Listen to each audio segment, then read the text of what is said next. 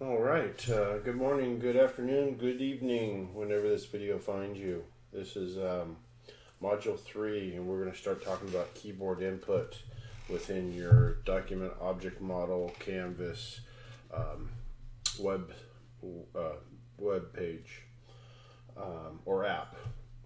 So we're going to get into a little bit of some infrastructure and working our way towards sprites and the input of keyboard or the keyboard input to implement actual sprite animation, which is of course our next module. So we're going to make some things come alive pretty soon here. However, we got to learn a little bit about keyboard input. Not only that, but I was kind of alluding to the fact that, and I say it a lot, that most books out there that you find on game programming are not done by game programmers, and this is kind of one of those areas where I start showing you a little bit on how you can, some of the tricks of the trade, such as using one number or one value to manage the state of some kind of input. And you do that through bitwise operations, and what it is it's essentially a way to get rid of if statements, because if statements are your worst nightmare in game programming. In fact, in all programming, an if statement is the worst thing you can have for efficiency. And when you think about it, all code or all new programs that come out are more bloated, with more if statements, but the machines get faster so that they're able to keep up. But no matter what, speed is a computer's value. So if we build software without if statements, then our value goes up quite a bit. So this is going to be implemented with if statements, but I want to give you an understanding of the direction you would go to remove if statements, especially when you go in to implement keyboard input for the movement of sprites. And that starts with what I call the keyboard manager. So, well, before we get too much into it, let's start to have some fun and get busy a little bit. You've actually got two templates provided here for you. You've got your Module 3 template, STU simple, and then this the one right here, the keyboard input template. Now they're all available to you through the assignment area. If you just click on these links here, you will see a video up here that I'm making right now.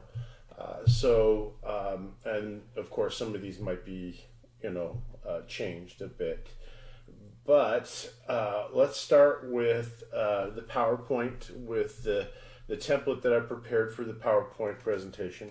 And then we'll get into playing around with the provided keyboard input template that you will use for another portion of your assignment. But of course, as everything, we're going to go from the ground up. So we're going to steal most of the code and build our own project. And so what I've done is I've taken these two templates and I've put them all here on my desktop, and they're ready to work with. So I'm going to open up those two templates.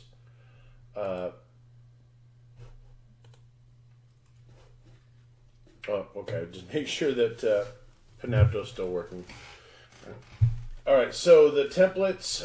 Let's go ahead and get Apache going and download these two templates. Get them unzipped on your desktop, and then we're going to start up, or I'm going to start up NetBeans. You of course can use whatever you want. And we're going to bring in the student template. So let's go ahead and close out Module 2 stuff that we did in our previous module. And let's go ahead and go to a new project. And it's going to be HTML5 application. Give it a name, Module 3.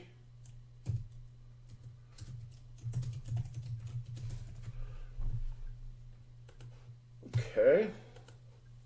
And of course, remember, you don't need these guys. All right, so we have an index.html. We have our own project set up with just our index. And of course, I'm going to need to work on making sure that they're zoomed in for you. So what we're going to do now is we're going to open up just that student template, not the keyboard input module, but the student template module. And we'll start grabbing some of the code over and making it ours, and then we'll get into the PowerPoint, and then of course we'll finish up with a little bit on the keyboard input template. So let's go ahead and here, go to Open Project, and I'm going to choose the Module 3 STU Simple that I already put on my desktop from your templates. Okay, and then we're going to go into that site route. We're going to see some things that we've seen before, but that have changed. One thing that I've added is this keymanager.js. Now, tools you already know about. We've done this before. We've used tools before. So we got tools. That's good. Let's look at let's start with the very beginning. Let's look at what we got here. So we've got, this is our index, and the first thing that I have is tools.js. Now that's going to be our random number generator and our canvas and context creator. And I've added keymanager.js. Now incidentally, anything in keymanager.js has access to things in tools, but tools does not have access to anything in keymanager, just because of the top-down nature. Of course, game.js is where we have our game loop. So that's the master, and it's put at the very end. So tools we already know about, so that one's going to be pretty easy. In fact, let's just swipe the whole thing. I wonder if I can just say copy. Okay, so I'm going to go up here in Module 3, and I'm going to right-click on tools, and I'm going to say copy. I'm going to go to the site root. I'm going to say paste. Okay, so now tools is in there in our project that we just created. We have our canvas and our context created. Our index we need to change though, and we're going to steal that too. So we're going to just grab the whole index, bringing that down. There we go. Okay. So the only files that we're missing is keymanager and game.js. So let's go ahead and copy keymanager and game.js. Now there is going to be a point in time where this doesn't make sense anymore, and you should be able to start work on building your own projects and bringing in code, and that's when I'll just start running with the projects instead of building them from ground up. So let's look at what we have then with keymanager. This is the new bit of code, and what we have is, and this is actually what we refer to as an object. Now I have you read up on JavaScript objects, but they're just they're not really objects. They're essentially you can think of them as a function, but the way that you describe this this key state function, which we've turned into an object, the way that you do that is by creating something and prefacing it with this statement. And this is what actually turns it into being able to be used as an object. And think of an object as just a box, and you're putting it into, or you have things inside of a box, and you've got to open up the box. Well, the box name is key state, and inside of the key state is the key state value. So this is actually our own variable that we're going to use to manage the key state.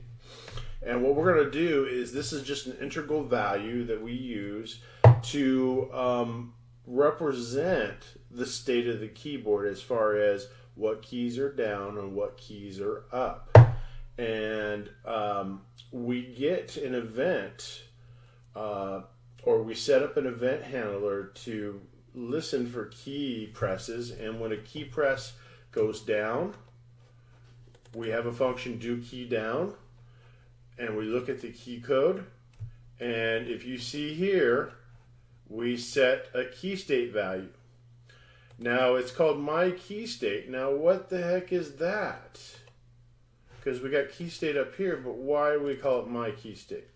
Well, this is the definition of the key state. It just tells it what the key state is and what it contains. It's not the actual key state. It just defines it. So we got to actually do what's called an instantiation of that object and create a key state because we define what a key state is, being an object that's called key state that holds a value that we're going to use to represent our key state. So we've got to actually have that instantiated. Now, where that key state instantiation is done should be in a file that's defined before this one. So if we go look at our index, we'll see that we have tools before key manager. Well, where does key state happen? And I believe this is the one time where we've actually done it backwards, and you can get away with it only with JavaScript. We actually define the key state in game.js. So the initial time that it runs, the key manager doesn't know what the key state is until game.js is interpreted. So we'll go to game.js and we'll see here that we have a key state instantiation. This actually should not be here. This should be over in tools.js, and key manager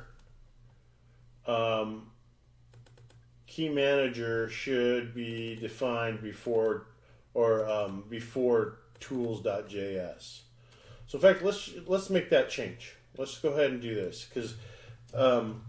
because declaring a key manager in game and using it over here is bass-ackwards, because a key manager does not have access to the defined key state in game.js. So we're going to make that little modification here just because it's appropriate. So what we're going to do is we're going to change the key manager to here, to happening before, and then we're going to have that definition of everything that deals with the key state, which is the object itself. And then inside of tools, instead of game.js, because we define what the key state is, and we go to game.js and we instantiate the key state. But here's the thing is, in game.js on line 10, I'm going to go ahead and just remove that line. I'm going to cut it though, and we're going to put it somewhere else. Okay, because the key manager actually uses that instantiation. So we need to define that variable before the key manager is actually done. So we'll go over here to tools.js. So we create the key manager first. Then we go to tools.js. And this is where we're going to put our key state. Now you can do this, you can modify this if you want. It doesn't really matter because the event handling code does not come in until everything's already defined anyways. So this is one area where you can get away with defining something before, or instantiating something before it's defined. So this just ensures that everything's kind of nice and clean. So what we got now is, and of course, you know, if you want to just get moving, just keep it the way it is. It doesn't matter. It works. So what we have now is we have our key manager being defined, which includes our key state object. Then we have inside of tools. So let's go here. Here's our definition of key manager. It happens first. Then tools happens. And inside of tools, we create the key state. Now this is just one variable. It's just a number. It's a regular integral number, like 1, 2, 3, 4, 5, 6. So what our key state manager is going to do is it's going to manage that one number to represent the state of the keyboard, or what we want to keep track on the keyboard. So let's go back to key manager and let's kind of, well actually, guess what? It's PowerPoint time.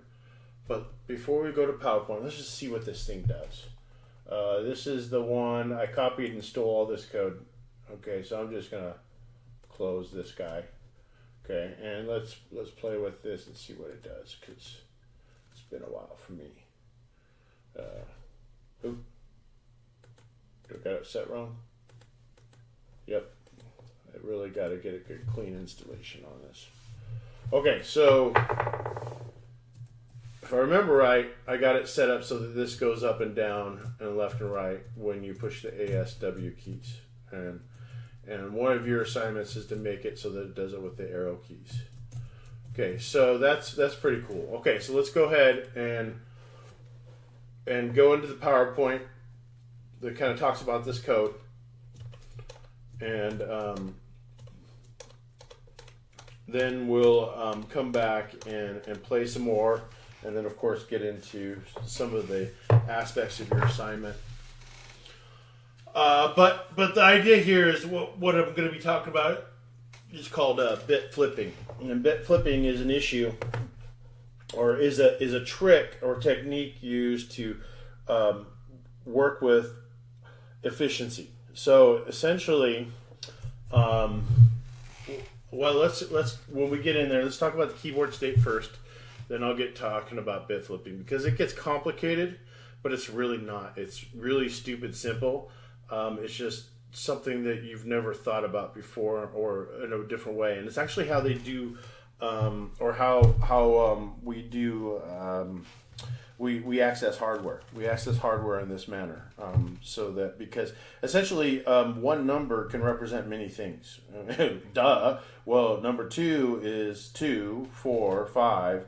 So every variable can represent many things, and not only that, but we can use bit flipping to take advantage of that without if statements. That's the idea of bit flipping, is the ability to take out if statements.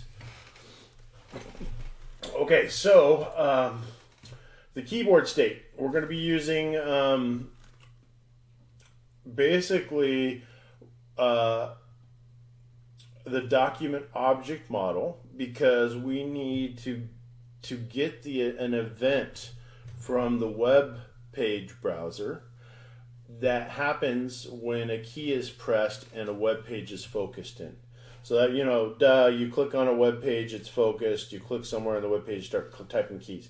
Well, in this case, we want to intercept any key pressed when our page is up. So, or our app is running. So if we go over here and we run this, if I have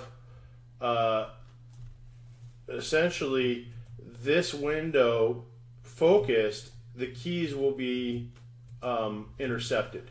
If I have this window focused, my keys are not going to be intercepted, because the event for firing the key is actually happening in this window. So this is where we're going to intercept all key presses within our browser window. And to do that, you have to use the document object model. And this is just, really every technology works pretty much the same way. But in this case, we're tying it to a web page. In other cases, we'd be tying key presses to an application, an executable built with another language, possibly. But once it all is all the same. It doesn't really matter. So what we do is we define two functions. We define a function to be called whenever a key is pressed and held down or up. And we don't want the key press event. The key press event is when you just push a key and release it. What you need to do is you need to keep track on whether or not a key is being held down. And to do that, you have to keep track of when a key is pushed down and when a key is released or pushed up. I believe I might have, yeah, wow, okay, so this is supposed to be key up. Looks like I got a typo there, so just ignore that little gizmo there. That's supposed to be key up. Okay, so as you see here, this is actually runtime code. This is definition code. So this code does something. This code defines an event to happen. So this runtime code will say to the browser, okay, whenever somebody does a key press down, run this function, do key down. Whenever somebody does a key up, run this function, do key up. So we have to have this code, because this is runtime code. We have to have this code so that we can then, or we have to define the functions that we are going to tie to the key up and key down. So let's go back to the code and let's look at where that is, and that's actually in the key manager code. And you'll see here that we have the definition of the function do key down. E is the arguments that come in. So E is what the browser sends us, and obviously with an event, with a key press event, the thing that's the most valuable is what key was pressed. So that's done with this event argument, and we just call it E here. And you can see here that we can get the key pressed with the key code, and that's straight up. The key code is given for different keys. They actually assign a numerical value. So the space key is 32. The S key is 83. I believe these actually correspond with their ASCII values, their ASCII code values. If you guys don't know about ASCII code is pretty much what is your keyboard. So if you look at ASCII code, this is your keyboard. All the keys are mapped out. There's 128 keys mapped out and given a numerical value for basically your whole keyboard. And this is standard. And if you guys have ever heard of Unicode, well, ASCII code is the first 128 values, and then Unicode is where you go into like special keys like Chinese characters and stuff like that. More based for web page. But even the computers in China have ASCII code. They're stuck with our character system. So it's standard. It's the lower level. All keyboards or all keys are tied to a particular value, a decimal value. So if we look at, let's say the A key, and this is uppercase A, has the value 65. Lowercase a has the value 97. And a space, I believe, has the value 32. 32 is a space. So they might be based on the key, the ASCII code value. So what one is it actually that we're looking at? It was the if statement thing, majigger. We're getting into that soon. That's in my code. Okay. Key code 83, the S key, 83. That would be a lowercase s. It would be 83. So we're going to go look at the ASCII code, and the ASCII code of 83. Oh yeah, it is based on the ASCII code. Cool. That's the way it should be. So the S key is given the ASCII or the numerical value of 83. Now these other numbers are just different ways of representing that number 83. One of them is base, different bases, base 8 and hexadecimal, a binary representation of 32. This is just a different way of representing 32. Different way of representing 32. Different way of representing 32.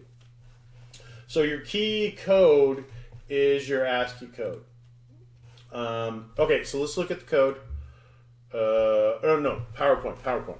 Let's get a broad view of this code though. Here's key down, and these are all the keys that I'm keeping track of.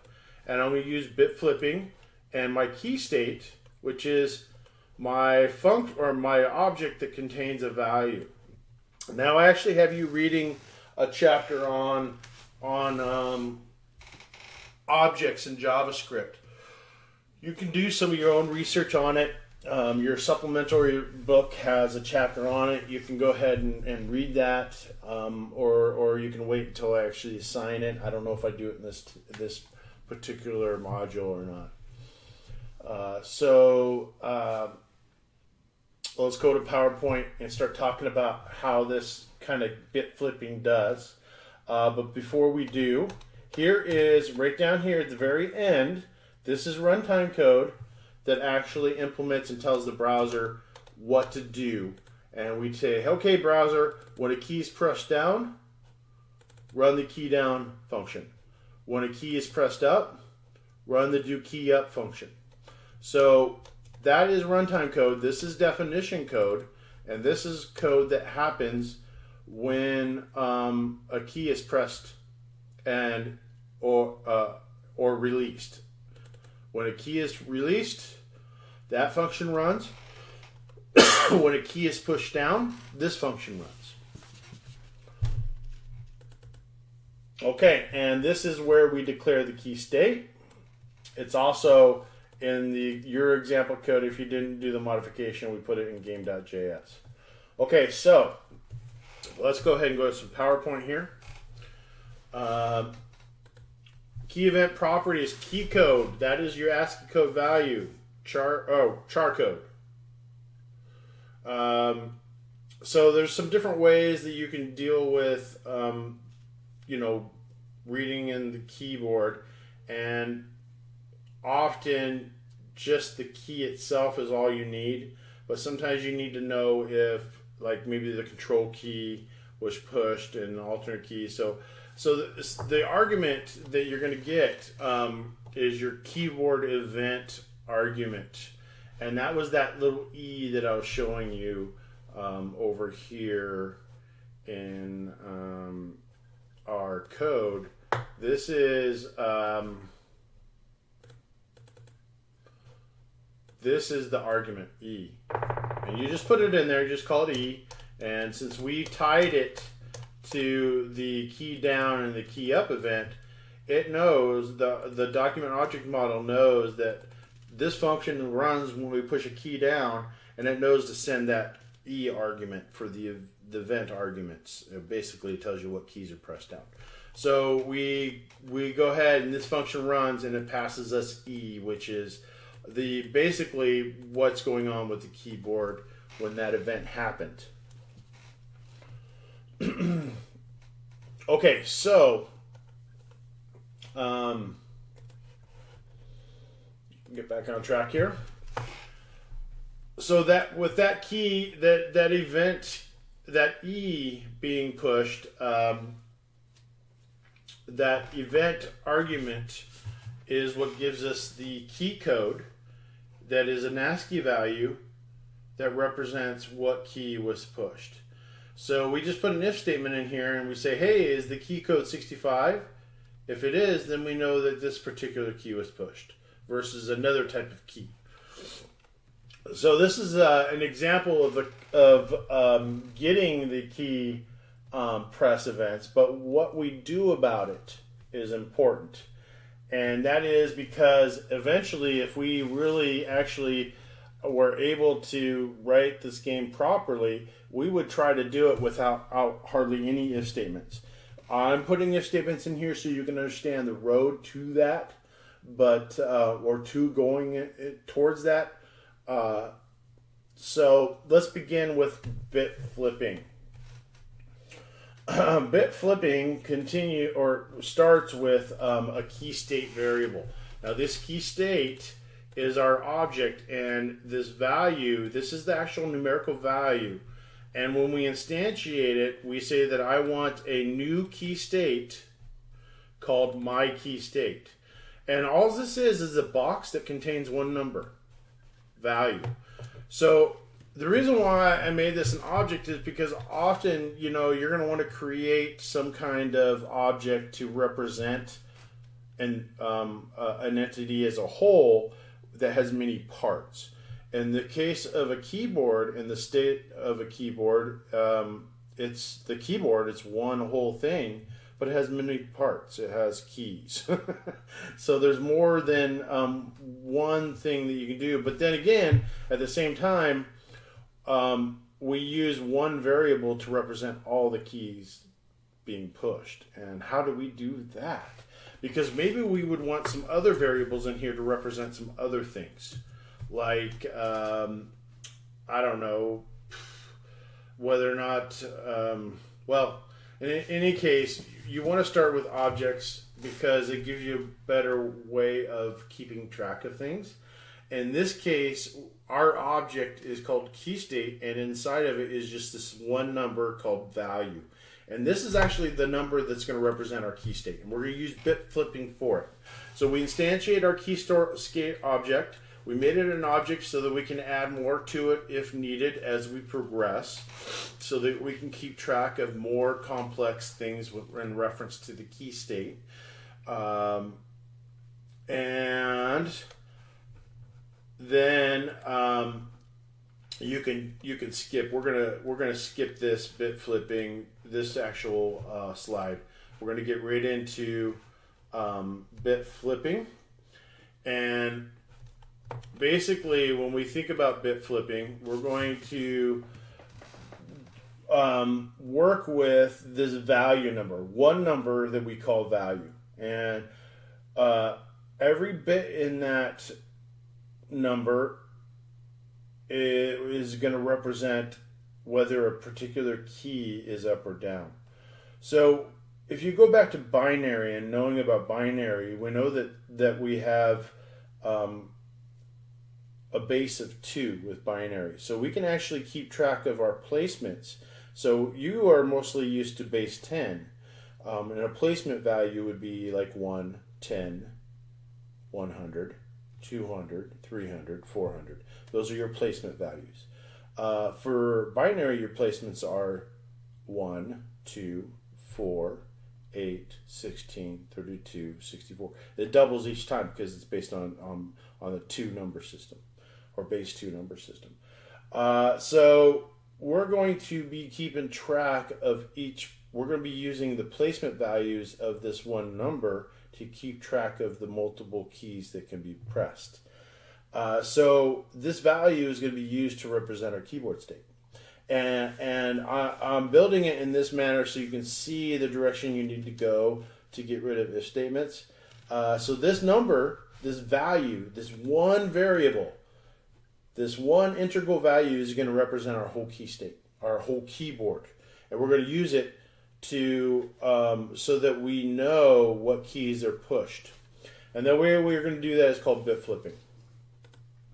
Now, bit flipping is used a lot. You would, and it's a useful skill to understand because it's actually used to access hardware.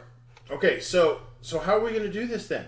Well, if we take this value and we separate it out into its bit values, and remember, a bit is just a single 0 or 1. And a single 0 or 1 is used in binary to represent a placement. So if we have the value 1, 0, 1 in binary, that's the value 5. So let's do a little quick refresher on binary.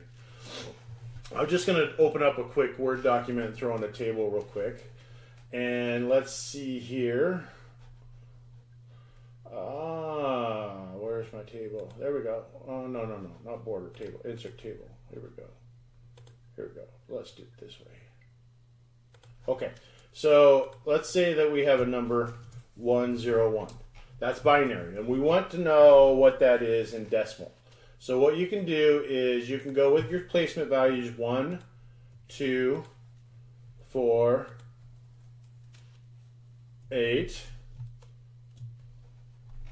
16, and 32, 64, 128 doubles each time. And you put your number in binary from right to left. 1, 0, 1. So 101 in binary is the value 4 plus 5. 4 plus 1, or 5. So what you do is wherever you have the 1, you count that number. And if you have a 0, you don't count. If you have no 1, you count that number. So 4 plus 1 is 5. So 101 is equal to 5 in decimal. Okay, so what about 10101? Well, that is, let's see, 10101 is equal to, well, 16 plus, not the 8, because that's a 0, plus the 4, because that's a 1, not the 2, plus 1. So 10101 is 21 in decimal. Stupid simple, right? Yeah. So we can actually use these placement values to represent different keys. So we can use one number to represent many things. And we do this through bit flipping. And because we're using bit flipping, there's some certain rules that are applied. But we're going to assign a particular keyboard value to a placement in the bit flipping area. So essentially, we're going to assign in the 8th placement S, in the 4th placement W, and the 2's placement A, and the 1's placement D. Okay, so that means then that, okay, so how does that work? Okay, well, let's look at this. If we have this guy, let's just get rid of the 16, and let's say that, I think I can just hit tab here and it should, cool, yeah. This is S, this is W, this is A, this is D, okay? Okay, so, let's say that we are going to have this value so that my key state, let's say that the value is equal to A, 8. That means that my key state value is going to have the value 1, 0, 0, 0. So what that means is the S key is pushed. If my value is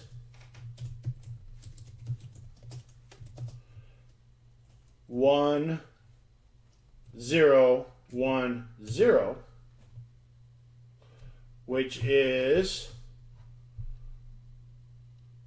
10, then that means my S key and A key is pushed. So we're using these placement values as a toggling for what key is being pushed. Now here's the beauty of this, is because since you've narrowed down your keyboard input to one number, now you can tie that one number into other things like animation.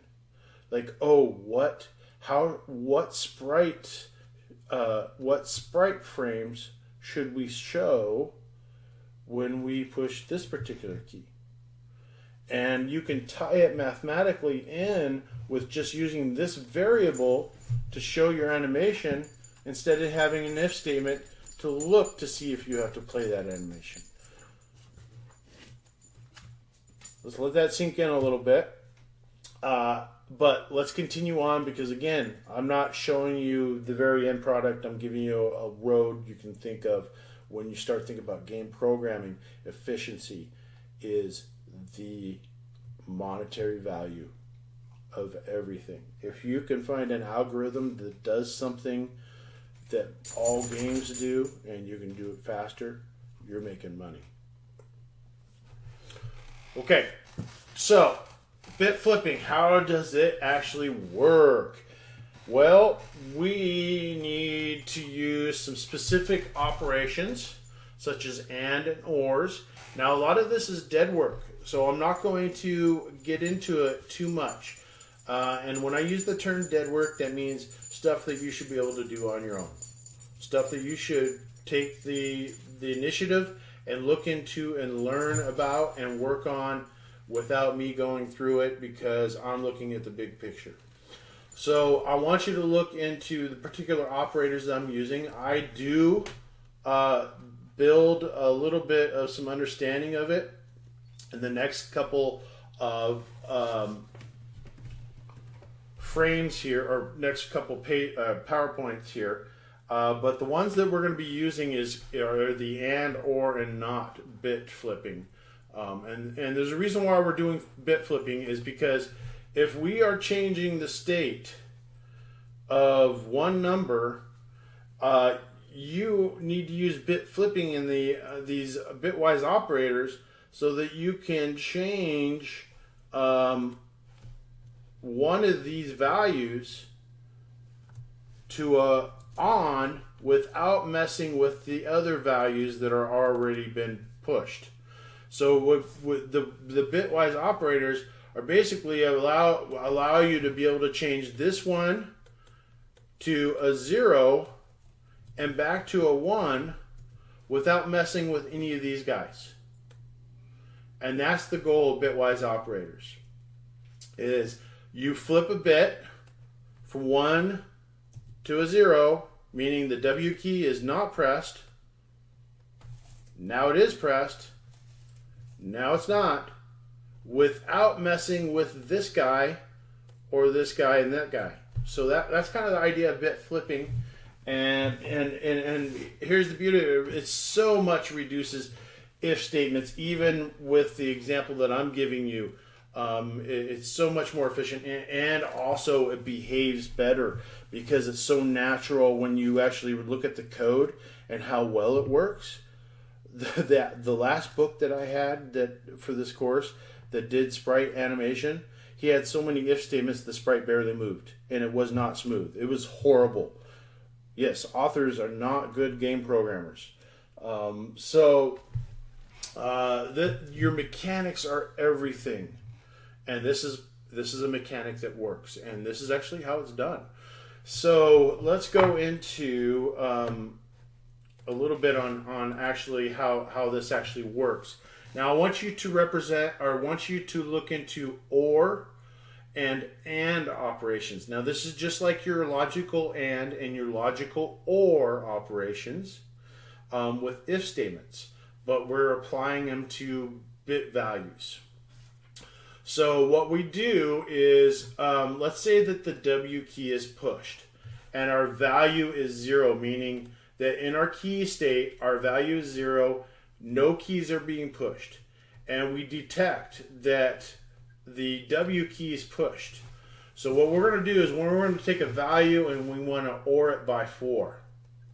Okay, so what that means is an OR is a bitwise operation that essentially you take two values and you OR them together, and the values that you take are always a 0, 1. So let's say that we take the 0 or a 0 is 0.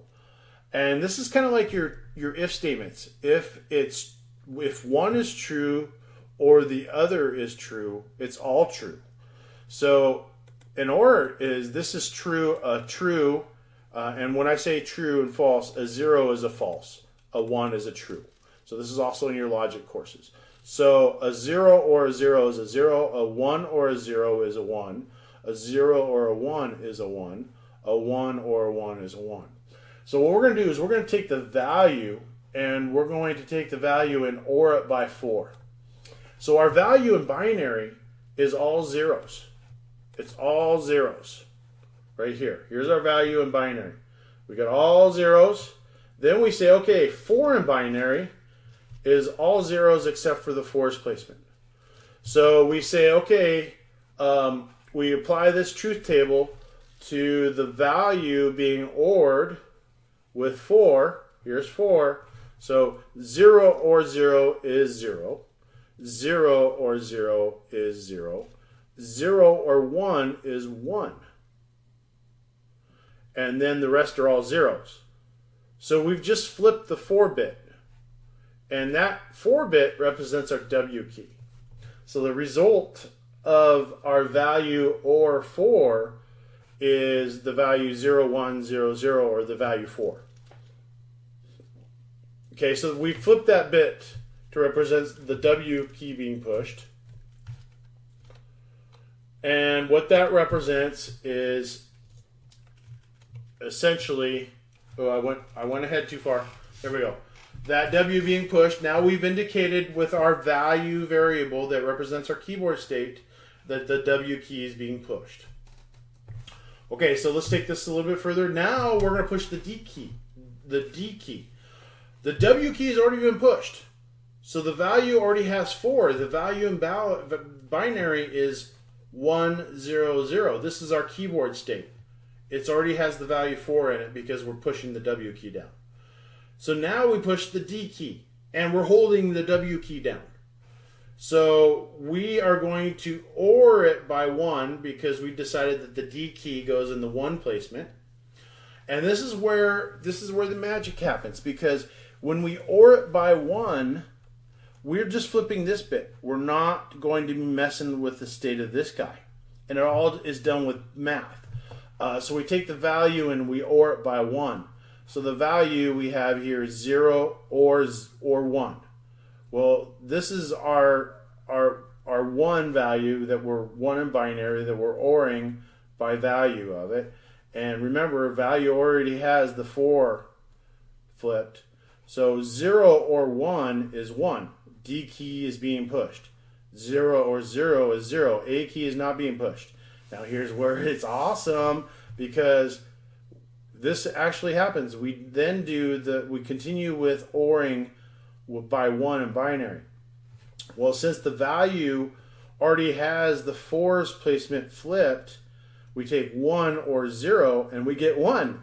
We've just flipped the state of D without changing the state of the W placement or the 4's placement area. And that's the key to bit flipping and why you use bit operators.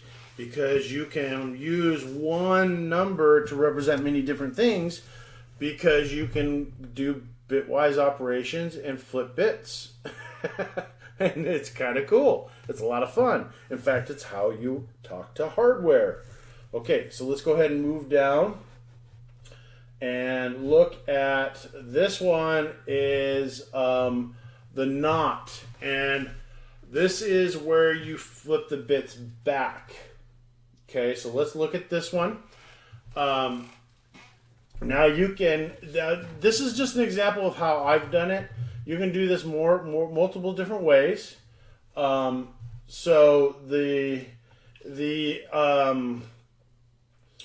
not is where, and the and operation is where you basically you come out of a state. So let's say that our W and our D key is being held down, and we want to push the key, or we want to release the W key and change the state of our value, our keyboard state.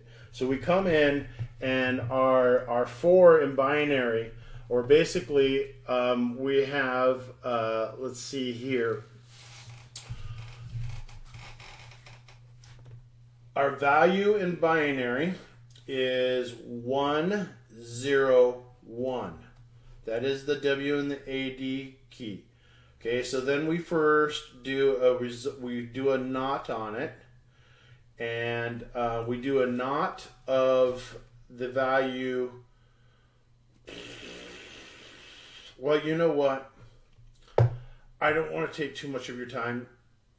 Here's what this does. Is essentially it flips the bit back to a 0. It changes W back, or this placement back to a 0, without changing this one at all, or any other of your key states. You guys can go through the math and do some of the dead work on this. I've got a nice table here for you. You can also do some research on bit flipping, and of course you can also play around with it. I do want to make sure I preface this when you are looking into this tilde. This is a special operator, and you need to look at the operator associativity if you want to kind of get a better idea of how it works, because the not is completed first due to precedence and associativity. You know what? Let's take a closer look at it. I do want you to start doing this on your own, but let's go ahead and look into it a little bit. I'm going to pause it for a second and come back. Okay, let's take it from the top a little bit, a little more on this, and what we're going to do is we're going to look back at the keyboard state. So let's say that we flipped all the bits so that we have our keyboard state of 0, 1, 0, 1. And that's with the W and the D key. So our keyboard state looks like this right here. 0, 1, 0, 1. Or the W and the D key is being pressed. So let's say that the W key is released. So that's what the W key has been released. And we need to change the bit value in the 4's placement. We need to change the bit value here back to a 0. But we need to do it so we don't mess with these bits or any other bits but this guy right here. Because the D key is still being pushed down. So what we do is we want to flip that back to 0 without touching any other bits. And the way we're going to do this is with a not and an and symbol. Now, due to precedence and associativity, the not is completed first. And then we apply the and. And I'm talking about this guy right here. So if the key code, and this is the key unpress event. So that's the key up event. And if we detect that it's the W key, that means that we need to flip this bit. If I can get to it, this bit from a 1 to a 0. So let's look at how the math works. All right, so first we do is the not. So we take our 4 in binary and we do a not on the 4. Okay, so here is what we're going to have with the 4. We do a not on the 4. We haven't done the and operation yet because this is a left to right associativity, this not operator or bitwise operator. So what it happens then is we first do this. We take, and let's see if I can't get some more room in here.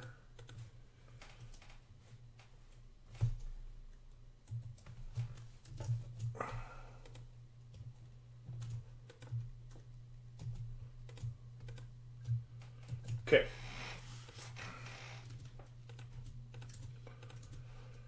Okay, so this is going to be, let's actually add another table here and I'll show you kind of what I'm talking about. But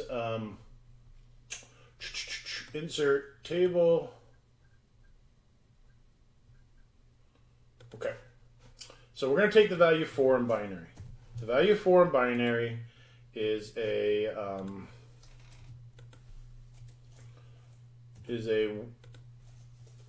0, or if we do our placements, actually let me get here where I'm doing our placements, our 1, our 2, our 4, and our 8. Okay, so the value 4 is a 0, bunch of zeros in front, 1, 0, 0. Okay, now when we apply the not to this, to a 4, what a not does is essentially just flips everything. So a 0 changes into a 1 changes into a 0. So as soon as we do the not on this 4, it changes into this. A whole bunch of 1s, a 0 in this placement, and a whole bunch of 1s. Okay, so what we've done is our value, our keyboard state is 0, 1, 0, 1. The first thing we do is we take and we do an OR of 4, and that gives us a whole bunch of 1s, a 1. Oh no. This one is a 0, and then a 1 and a 1. Okay, so that's what we did with this for, is we applied the not to it. And remember, it just takes a 0, changes it to 1. A 1 changes it to a 0. So this is our not for result. Okay, now what we want to do is we want to do an AND operation to it. And our AND operation works in this manner. So once I've gotten the result of the not and the for, now I have this value 1 1 1 1 1 0 1 1. So I say, okay, let's take the value, our keyboard value in binary, which has the W key and the 1 key, or the W and the D key being pushed. We take the result of the not operation and we do an AND on it.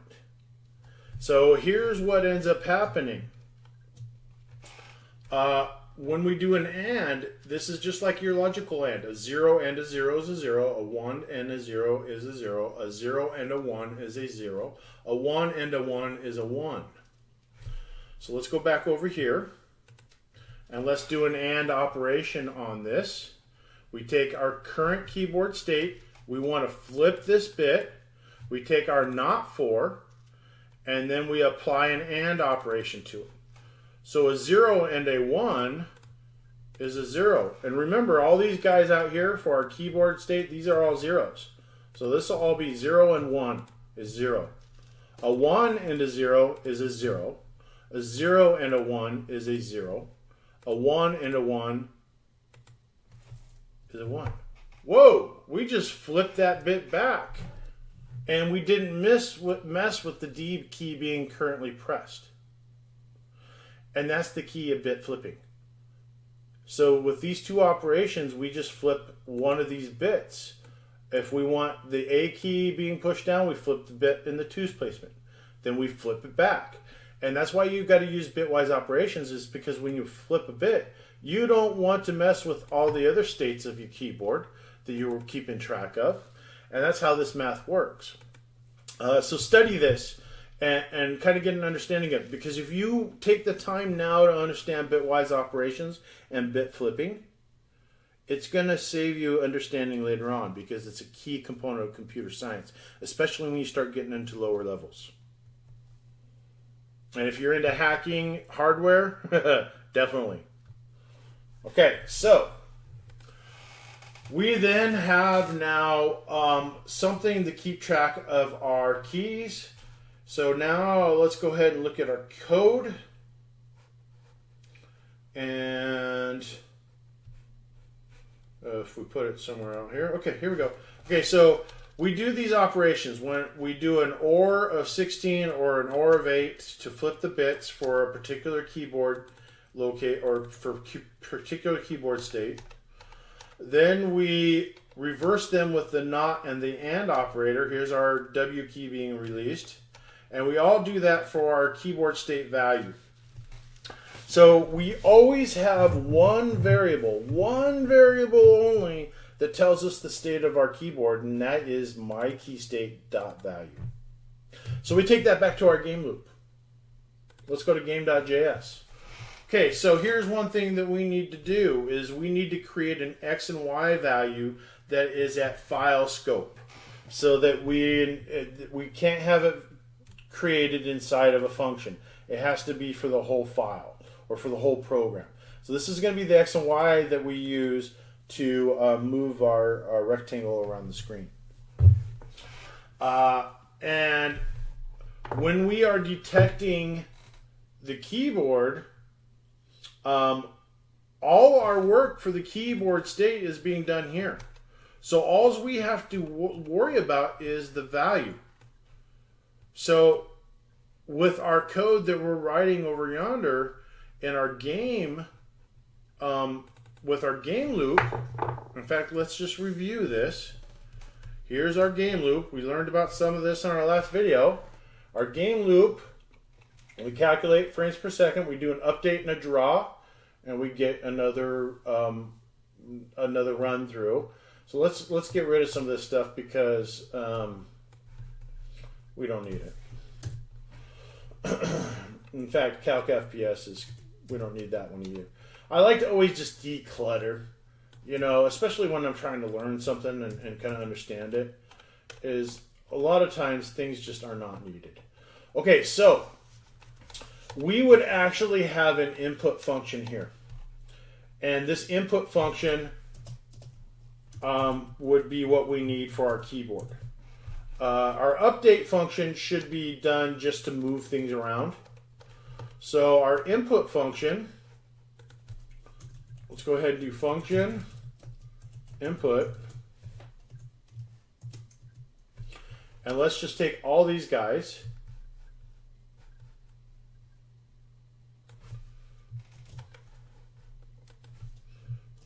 And put it there.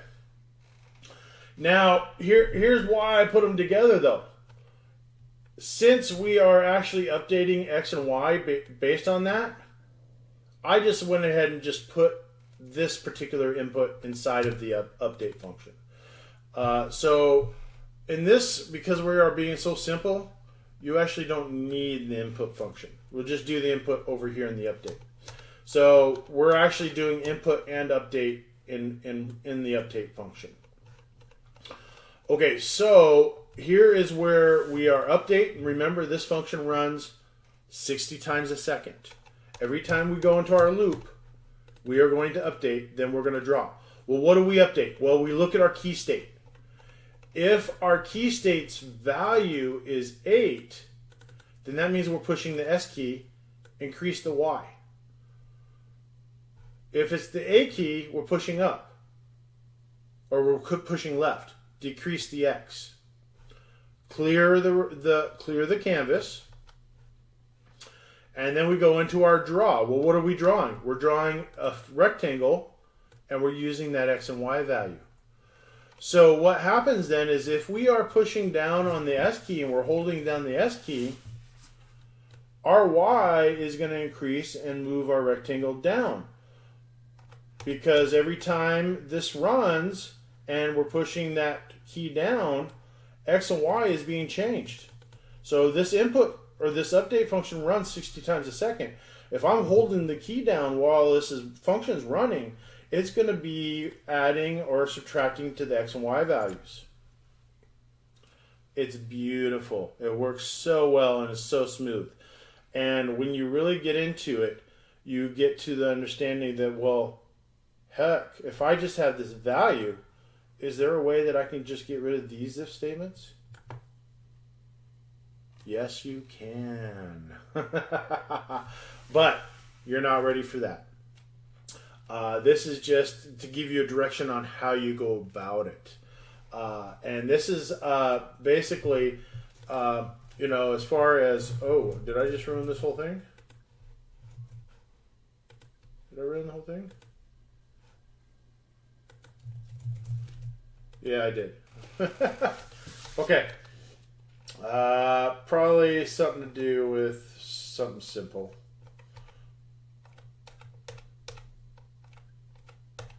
Well, you know what? Programmer's best friend. Control Z. Control Z it all over the place. Go back to...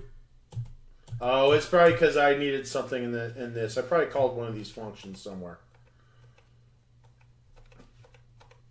Okay, let's get it back to a working point, and then we'll declutter again. Okay, it's working. I bet you it's the yeah, I didn't take this one out, did I? Okay, so now we can declutter.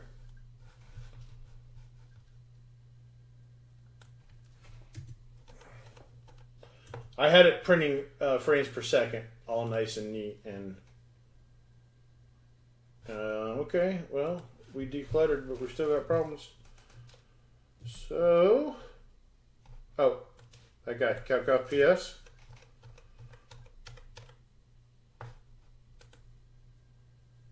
Oh, cool. Okay, so there we go. All right, so you're going to actually have to do this with arrow keys. Play around with this. Can you make it move faster? Can you make it move faster if you hold it down for longer? How would you go about that? Would you put it in your keyboard state object? Would you keep track of how long you've held down a key in your keyboard state object? Some things to think about.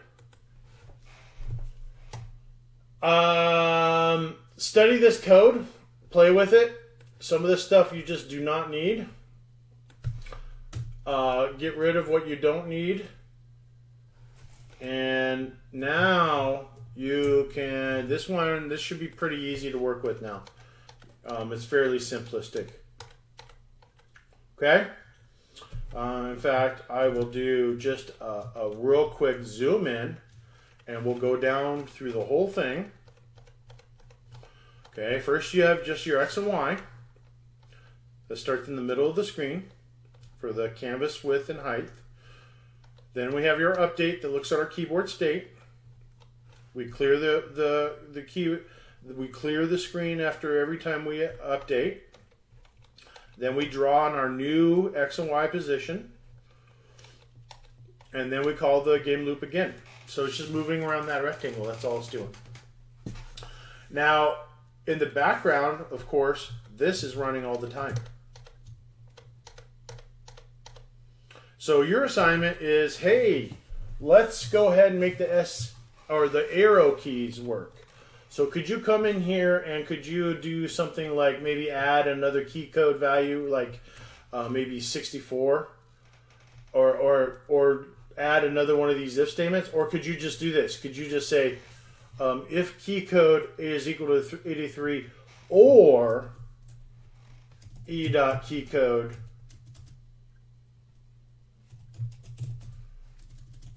is equal to, and put arrow value here.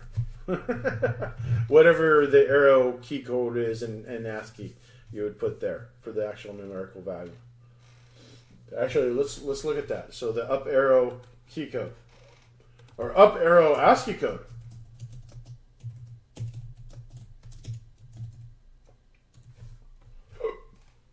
Up arrow 24.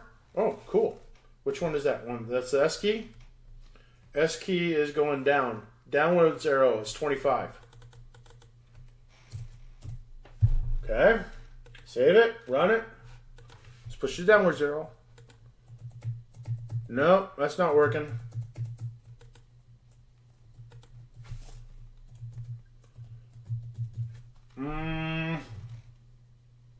Maybe they did something else. Let's do this. They might not have used the ASCII code value for that. JavaScript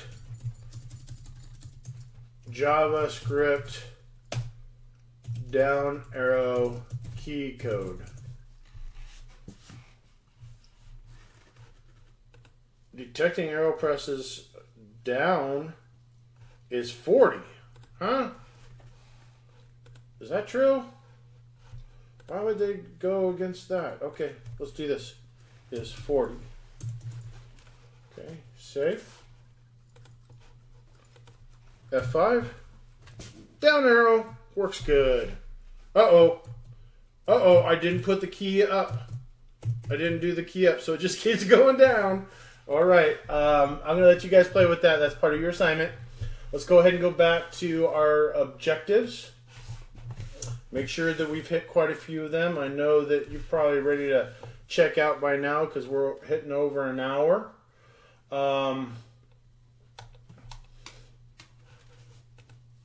Describe the document object model. Okay, the document object model is your web browser. And it's called your DOM. And it's what JavaScript gives you to access all the properties of your web browser. Or the document, or basically the index or the HTML page that the web browser is showing. So when we add an event to our web page, we're adding it to the index.html where we include our sources. An event is when a user pushes a key or moves the mouse. Managing the keyboard state. Good. Bit flipping with bitwise operators. Describe bitwise operators. Describe why would you want to use one variable for the keyboard state. Implement detection of a keyboard event. Detect when the key is... Okay, we hit them all. Make sure you read some of this. You might want to also read ahead a little bit on objects. It's actually assigned. And then I want you to use a provided template, module 3 template, to create an app that moves an image or drawn text using keyboard input. So this is where I'm throwing you in the deep water a bit. So let's look at that code a little bit, and maybe I can give you some hints before we call it for this module. So we're going to go ahead and go back here into our JavaScript, and let's open that up. I'm going to go ahead and close this down because I hate confusion. File, open project, and this one is the STU, the template STU simple module 3 template. Oh wait, no, it's not. That's the one we just got done playing with. This one is the template keyboard input. Okay, so this guy. Okay, so I tried to make this as simple as possible. Okay, so you got a lot of stuff going on in here, so maybe it's not as simple as it should be. It looks like this is going to be. We've got our canvas. Looks like I put everything for the canvas all in one area, so you don't have tools.js here. Looks like this is your tools.js here with your canvas. We set up the window's inner height. We set the width and height of the canvas. We're using variables for the frames per second. Here's your X and Y for your location for something you're going to draw on the screen. And here's your key state variable. So, and then of course here's your update function. So you're going to manipulate your X and Y values here. And it looks like we're going to do that so that when we fill this ellipse with an X and Y value, we change it. So all you've got to do is change the X and Y values based on a key press. I think I actually already gave you code that does that. Cool. Make that move around. That's your assignment. And I think I already showed you how to do that. You just got to pop that in there and you're good to go. All right, here's another thing. Keep bit flipping in the back of your mind. Because I'm going to be bringing it up again in our next module for sprite animation. And we're going to get into actually animating sprites and have them walking around. For now, I think I've given you enough to begin. Now, if bit flipping gives you a headache, go ahead and forget about it. You don't really need to know it anymore for the rest of this class. It's something that is a bonus that nobody ever teaches you. All right, so I think we're good. All right, you guys have your assignment. You're going to modify the template that I've given you, or both the templates that I've given you. Okay, I think we're good until our next module. Take care. Thank you.